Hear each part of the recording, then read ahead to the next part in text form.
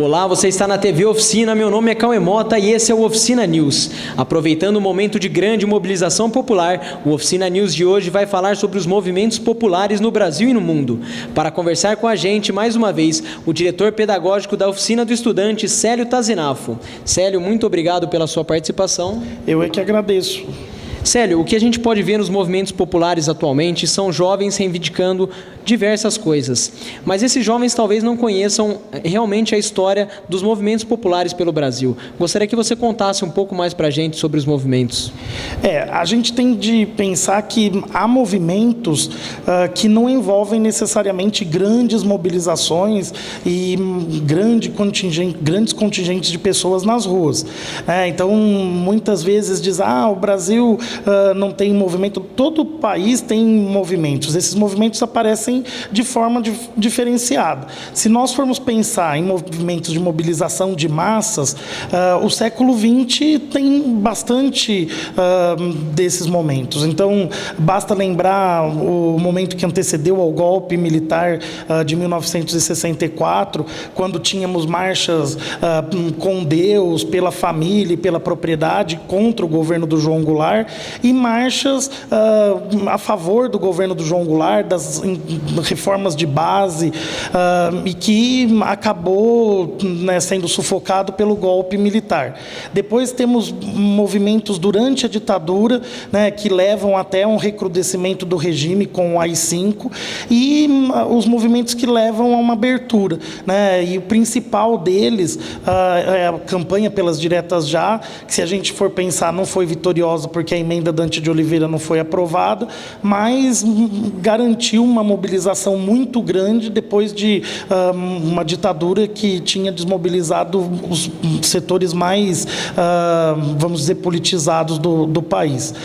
Um pouco mais recente, a gente tem um movimento dos Cara-Pintadas, que contribuiu decisivamente para o impeachment do então presidente Fernando Collor, e movimentos difusos, que são setorizados, relacionados a demandas específicas, como, por exemplo, as passeatas e marchas dos homossexuais pelos direitos civis, que ganharam grande repercussão do final dos anos 90 para cá. Então, os movimentos que a gente vê agora são muito abrangentes, mas se formos pensar que tem outros que aconteceram com demandas bem específicas, rompe um pouco essa ideia de que fazia 30 anos, 20 anos que os brasileiros não se mobilizavam.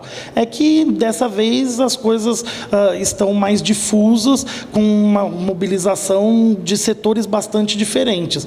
Mas a gente tem mobilizações específicas recentes na história nacional. Célio, em relação ao mundo, qual movimentos populares históricos é interessante citar do mundo? Olha, tem muitos, A gente pode pensar também em movimentos que não são necessariamente populares, mas levam a uma mobilização. Se formos pensar na Magna Carta, que é o primeiro documento, entre aspas, constitucional que a gente tem, que foi assinado pelo rei João Sem Terra na Inglaterra, ela é fruto da rebelião dos barões, dos grandes proprietários feudais da Inglaterra naquele período de transição para a Idade Moderna. Então, houve uma mobilização? Houve. Foi uma mobilização dos servos, dos setores, vamos dizer, mais populares daquele período? Não. E também nenhuma mobilização de burgueses, que não existiam naquela altura. Também a gente pode pensar na mobilização aristocrática que antecedeu a Revolução Francesa e levou o rei Luís XVI a convocar os Estados Gerais, e aí o momento clássico de tomada da Bastilha, os movimentos populares que levam à unificação da Itália, um pouco menos presentes na Alemanha, mas são fundamentais na configuração geopolítica da Europa, que a gente vai ver no século XX, e os recentes, tem a Primavera Árabe, protestos contra regimes de exceção e que ainda são muito reprimidos. O massacre da Praça da Paz Celestial na China é um movimento muito importante e que foi, infelizmente, bastante sufocado e com os setores envolvidos bastante desmobilizados. Então, sempre temos os que resistiram ao golpe contra o Gorbachev em 91 e acabaram acelerando o processo de fim da União Soviética sem que resultasse num banho de sangue, né? Se a gente pensar na própria eleição do presidente Obama, também levou centenas e centenas de americanos que não votavam a votar e a comícios, coisa que a gente não via no país há muito tempo, não na reeleição, que foi mais morna, mas na primeira campanha. Então, são movimentos que nem sempre são vitoriosos, mas que devem ser lembrados como importantes e que mobilizaram amplos setores da sociedade. Célio, chegando nos dias atuais e nos atuais protestos, todos os protestos que você citou, eles partiam de uma base, de um objetivo em comum.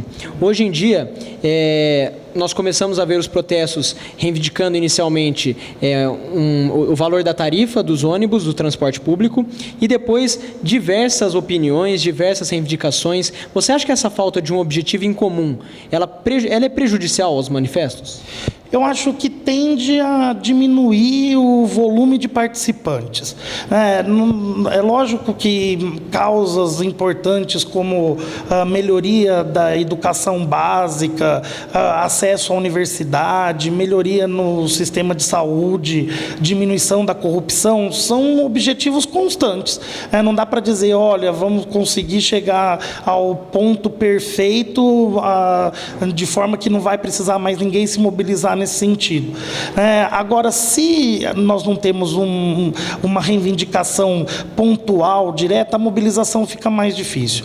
Eu acredito que esses movimentos sejam mais importantes pela demonstração de que a sociedade brasileira não admite autoritarismos e não admite uma volta a regimes de exceção. Eu imagino que se não fosse a atuação desastrada das polícias militares contra os jovens que protestavam contra o aumento de 20 centavos, nós não teríamos chegado a esse potencial tão significativo de mobilização. Se tem alguma coisa que eu acho que alinhava a presença de todos, é o grito de que, olha, nós podemos nos manifestar, e a PM não pode impedir, porque, afinal de contas, vivemos num país democrático.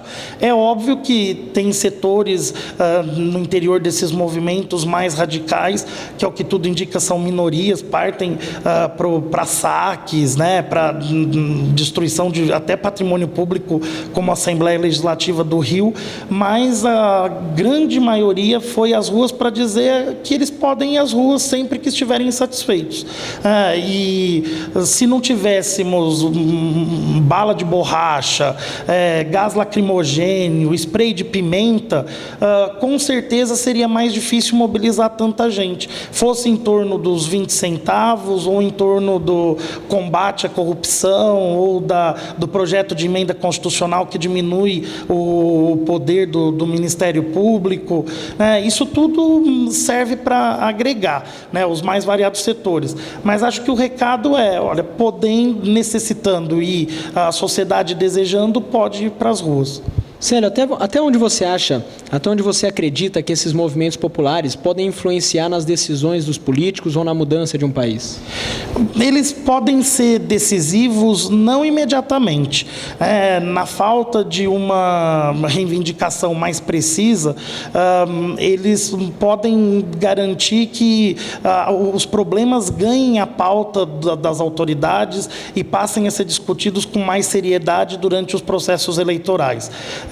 Esse movimento em si, que começou pela redução do valor da passagem de ônibus em São Paulo e se alastrou pelas outras capitais e outras cidades de porte médio e grande do país, foi vitorioso. A gente tem mais redução do que aumento. Quem anunciou que aumentaria voltou atrás. Então, de alguma forma, um objetivo imediato e específico foi atingido. Mas colocar em pauta outros assuntos e mostrar que não é com qualquer lenga-lenga que se convence a população é mais importante até a médio e longo prazo do que uma conquista imediata como a que a gente teve em torno dos 20 centavos em São Paulo. Célio, Para finalizar, qual perspectiva é possível traçar a partir desse momento em que as redes sociais ganham muita força, principalmente em convocando os jovens para a rua? Eu acho que é possível a gente ter certeza de que qualquer ideário ditatorial, autoritário, não tem vez no país.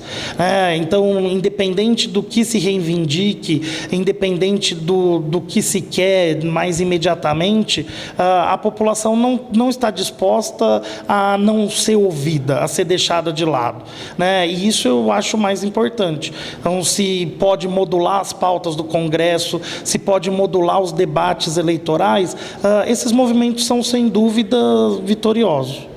Célio, muito obrigado pela sua participação e você pode mandar sugestões para o nosso Oficina News através do e-mail imprensa@oficinadoestudante.com.br. A gente se vê, muito obrigado pela sua atenção. Tchau, tchau.